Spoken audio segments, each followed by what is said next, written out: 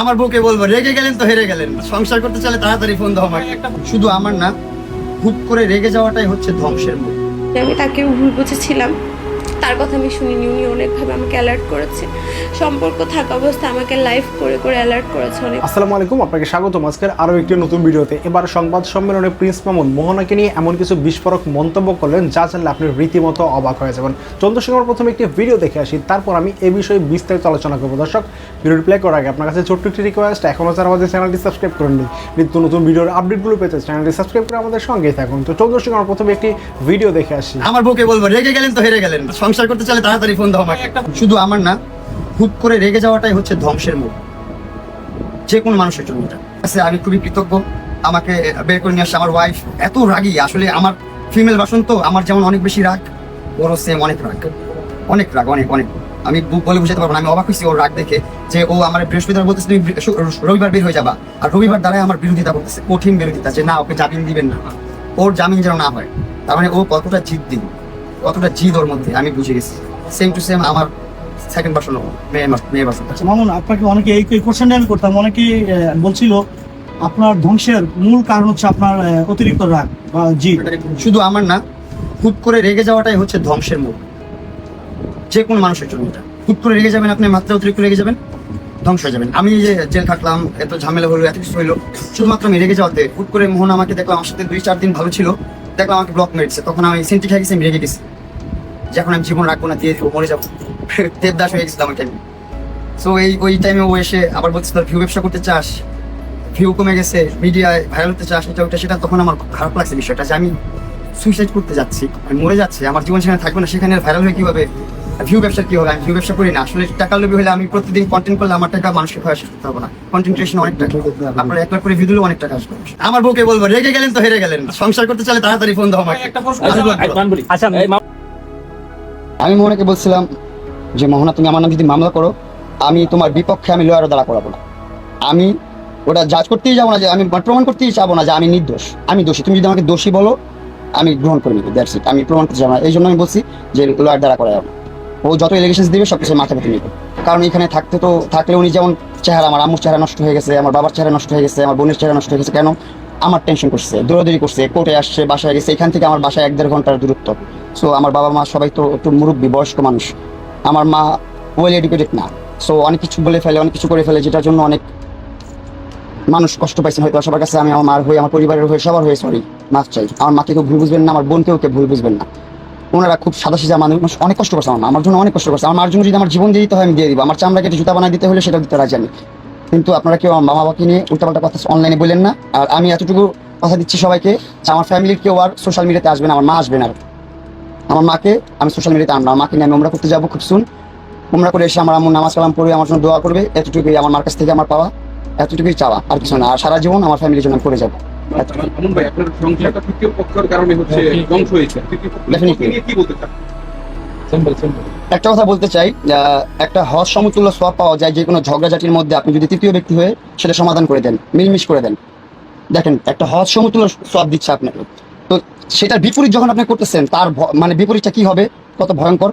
Third person যারা আছেন, কারো সংসার নষ্ট করেন না, সংসার নষ্ট করেন না, মন ভাঙেন না, এগুলো মসজিদ ভাঙার সমান। কারোর পারলে সংসার ঘুরে দিয়েন, ঠিক করে দিয়েন, ভাঙ্গা সংসারগুলো জোরে দিয়েন, সবার কাছে এতটুকুই রিকোয়েস্ট। চিরকুমার থেকে যাবে, এটা তো একজন প্রেমিক হিসাবে আমি বলতেছি, আমি ভালোবাসি বিদায় বলতেছি। আজও ওর জন্য ভালোবাসা আমার মনের মধ্যে আছে, এই জন্য আমি বলতেছি।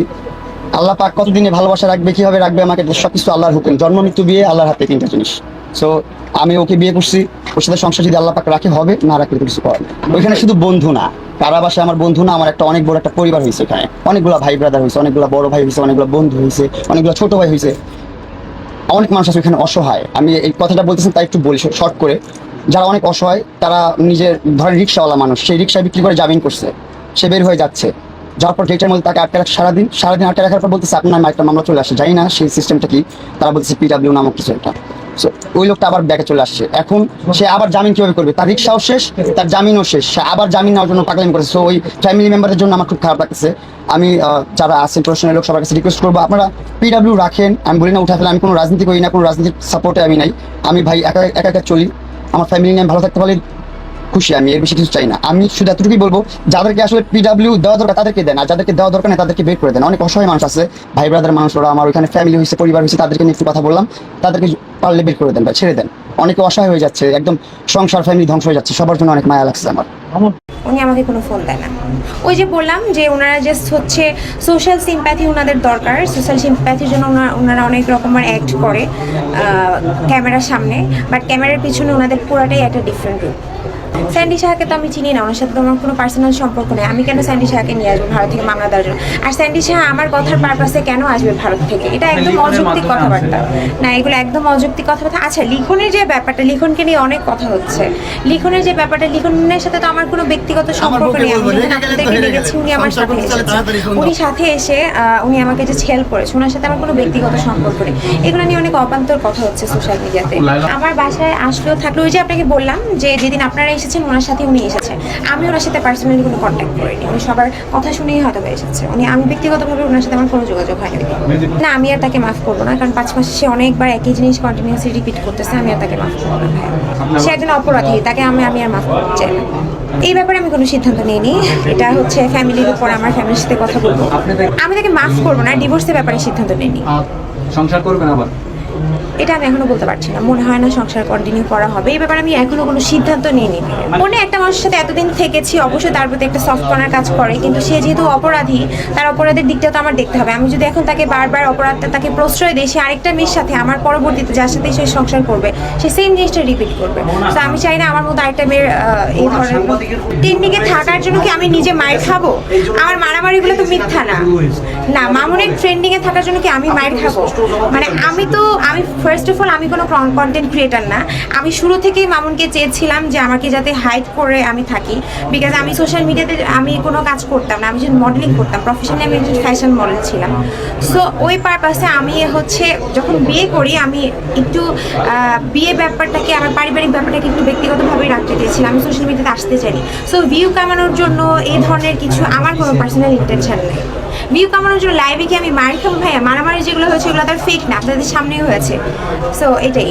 সাবস্ক্রাইব করে আমাদের সঙ্গেই থাকুন। তো চলুন দর্শক, আমরা প্রথমে একটি ভিডিও দেখে আসি। দর্শক, আশা করি সম্পূর্ণ ভিডিওটি দেখেছেন। দর্শক, এই ভিডিওর সম্বন্ধে যদি আপনার কোনো মতামত থাকে তাহলে অবশ্যই কমেন্ট করে জানাবেন।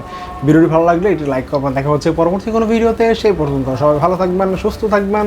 আল্লাহ হাফেজ।